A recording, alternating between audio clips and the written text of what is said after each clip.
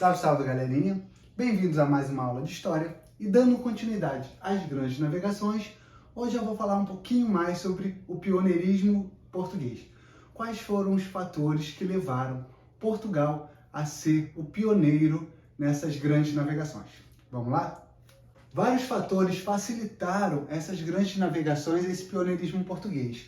O primeiro talvez seja o mais óbvio, a sua posição geográfica.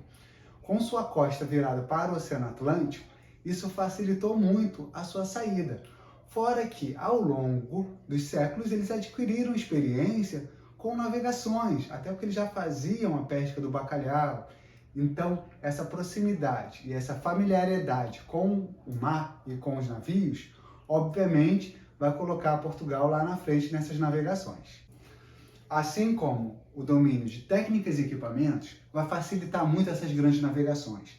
Por exemplo, eles tinham uma escola de aves, que preparava as pessoas para estarem nos navios, a fazerem essas navegações, e o uso de vários instrumentos que eles aprenderam devido ao seu estreito contato com o Oriente.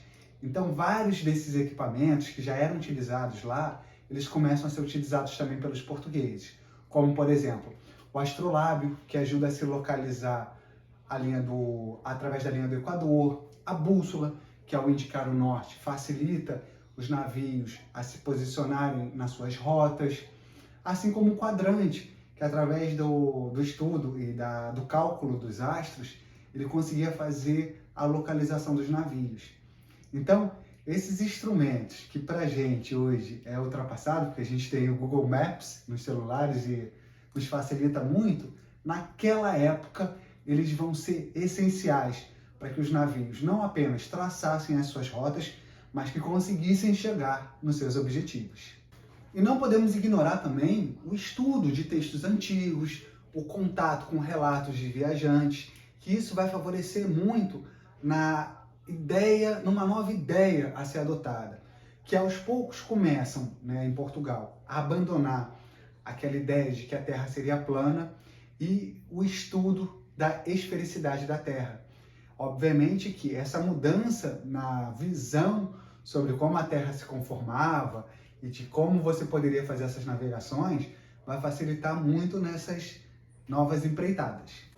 O enriquecimento dos mercadores portugueses vai ser importantíssimo, porque o seu país funcionava como um entreposto entre as cidades italianas e o norte da Europa. Ou seja, os navios italianos saíam pelo mar Mediterrâneo, iam até Portugal, lá eles faziam abastecimento, trocas comerciais e seguiam para o norte.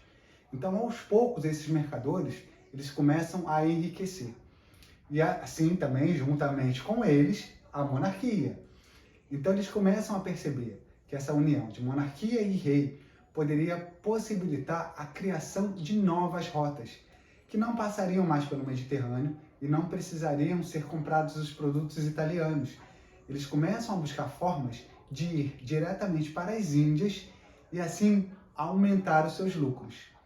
Por isso que a monarquia, essa centralização monárquica portuguesa, que vai ser a primeira das grandes nações europeias, ela vai ser importantíssima. E durante o século XIV, a gente tem que entender que as rotas terrestres elas estavam muito limitadas pelas guerras entre os países e também pela peste negra.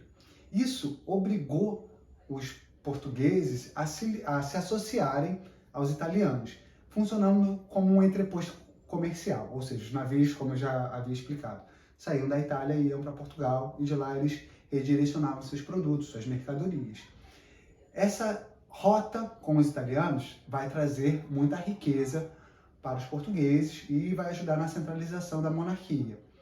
Mas, obviamente que esses mercadores eles querem ampliar as suas riquezas, o aumento do seu lucro. Então, eles vão começar a pensar novas formas, novas rotas que tirassem os italianos do meio do caminho. Também no século XIV, em 1383, morre Fernando de Borgonha, sem deixar herdeiros masculinos. E a sua filha era casada com o rei de Castela.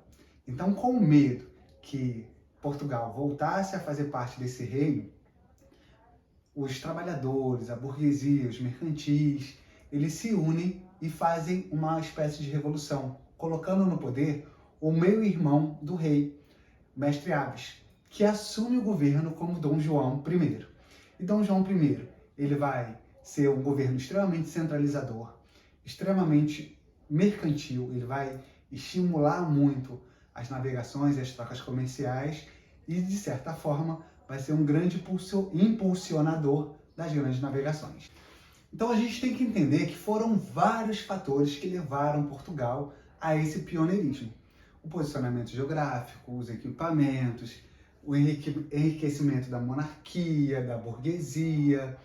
Então, isso vai favorecer esse pioneirismo na busca de novas rotas para as ilhas. Então, galerinha, esse vídeo vai ficando por aqui. Curtam, compartilhem, se inscrevam no canal e até a próxima aula. Até mais!